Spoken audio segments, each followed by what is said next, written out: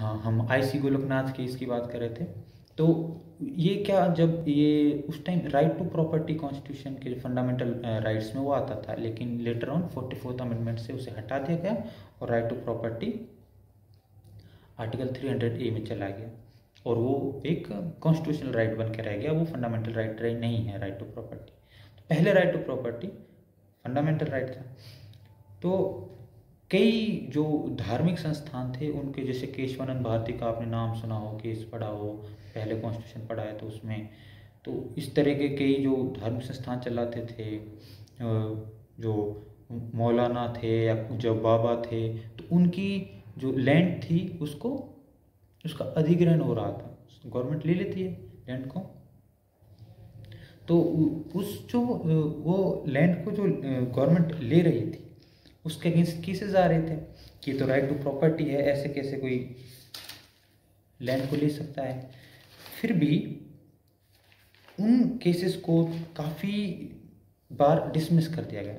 जो उससे पहले सज्जन सिंह जो केस थे, सज्जन सिंह का केस आया था, शंकरी प्रसाद का केस आया था, उन सभी में सुप्रीम कोर्ट कहती रही कि नहीं, ये जो लैंड है इसको अगर सरकार चाहे, अगर उसे लगे कि ये ज़रूरी है किसी लैंड को करना, अपने अधिग्रहण में लेना, तो ले सकती है, उसकी कोई दिक्कत नहीं होगी, उसको कोई एक्विजिशन में कोई डिफ़िकल्टी नहीं आनी चाहिए। इसके बाद आईसी गोलकनाथ का केस आया। आईसी गोलकनाथ के केस में सुप्रीम कोर्ट ने उन सभी डिसीजंस को चेंज कर दिया। जो अभी, क्योंकि ये वीडियो चल रही है, मैं आपको क्वेश्चंस नहीं ले सकता, लेकिन अगर ये इसको थोड़ा समझने में दिक्कत हो तो आप मुझे प्लीज़ जैसे भी हो सके इन्फॉर्म कर देना कि आप इसे दोबारा बताइए, मैं आपको दोबारा बता दूंगा। मैं ये बता रहा हूँ कि पहले केस, मैं इसे दोबारा एक्सप्लेन कर देता हूँ कि पहले केस जो शुरुआत में 1951-52 के दौर में जब कॉन्स्टिट्यूशन नया नया बना था तो सब लोग उसे समझ ही रहे थे। तो जब समझ रहे थे तो उस वक्त केस आए, शंकरी प्रसाद सबसे पुराने केसेस में है, सज्जन सिंह, इस तरह के केस आने लगे। इन केसेस में सुप्रीम कोर्ट कहता रहा कि नहीं, गवर्नमेंट एक्विजिशन कर सकती है एस्टेट्स का, लैंड्स का, इन सब चीज़ों का।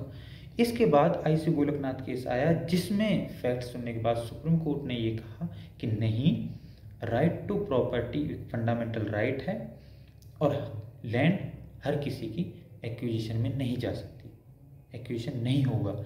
अब बात यह है कि जिनकी हो गई उनका क्या करें। फिर यहाँ पे कहा दोबारा कि इस केस का डिसीजन देने के बाद जो होगा उनमें ये अप्लाई होगा डिसीजन, रेट्रोस्पेक्टिव इफेक्ट नहीं होगा इस डिसीजन का। जो डिसीजन दिया गया है, जो पहले जो एक्विजिशन में आ गई हैं लैंड, वो एक्विजिट में ही रहेंगी, उनको वापस नहीं किया जाएगा, अब एक्विजिशन नहीं होगा।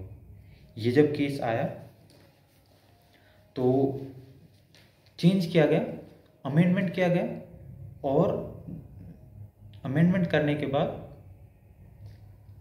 जो ऐड किया गया था, आपने अगर कॉन्स्टिट्यूशन पढ़ेंगे तो उसमें 12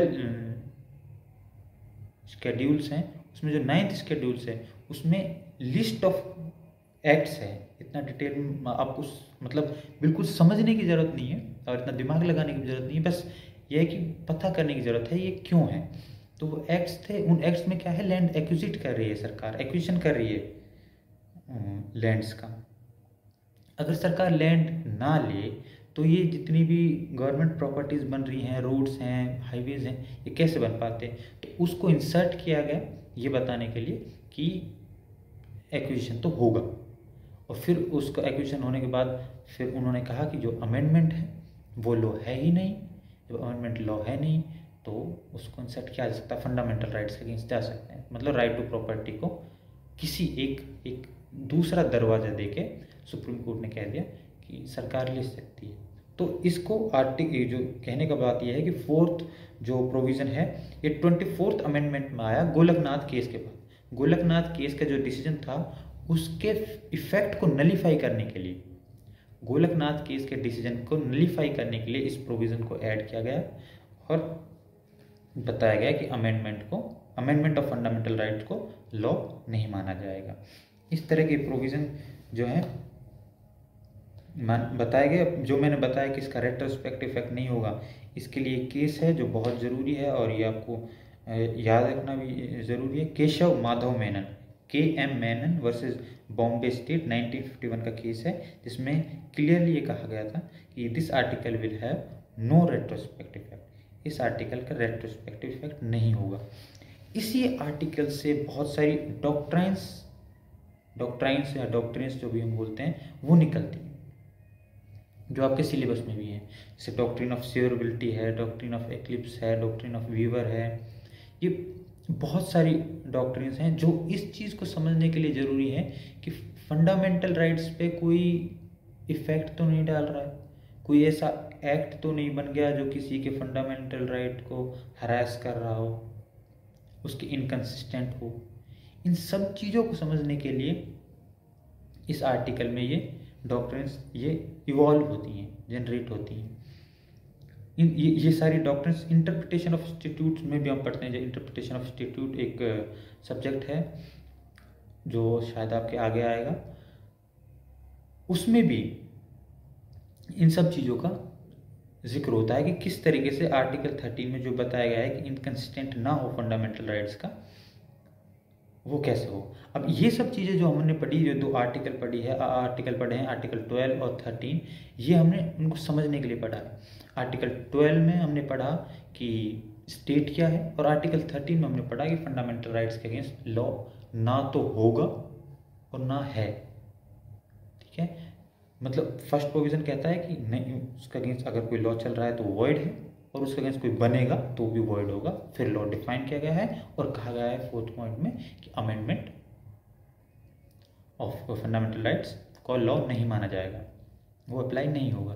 तो इन पेपर लिखने के पर्सपेक्टिव में हम क्लियर हैं, स्टेट डिफाइन करना है।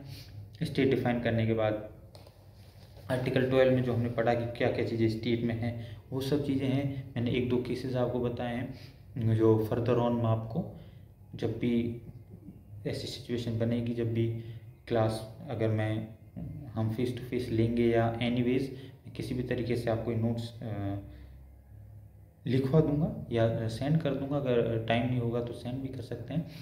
और आर्टिकल 13 में हमने लॉ पढ़ा है कि लॉ क्या है, कौन से फंडामेंटल राइट्स के इनकंसिस्टेंट नहीं होना चाहिए।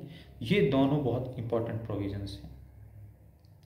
इसके बाद हम नेक्स्ट क्लास में जो डॉक्ट्रिन्स हैं, जो आर्टिकल 13 से जो डॉक्ट्रिन्स इमर्ज होती हैं, और वो ऐसे ये डॉक्ट्रिन्स ऐसी नहीं है कि ये खुद ही इमर्ज हो रही हैं, ये किसी केस के थ्रू इमर्ज होती हैं।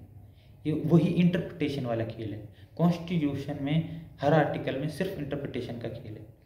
सुप्रीम कोर्ट इंटरप्रिटेट करती है, कोई केस उसके पास जाता है, उसको इंटरप्रिटेट करती है, और एक डॉक्ट्रिन निकाल के दे देते हैं कि इससे हमें ये निकल के आ रहा है, और फिर हम उस केस के साथ उस डॉक्ट्रिन को पढ़ते हैं और उसको समझने की कोशिश करते हैं। उसे हम पढ़ेंगे और समझने की कोशिश करेंगे। आज की क्लास को हम यहीं ओवर करते हैं। Thank you very much.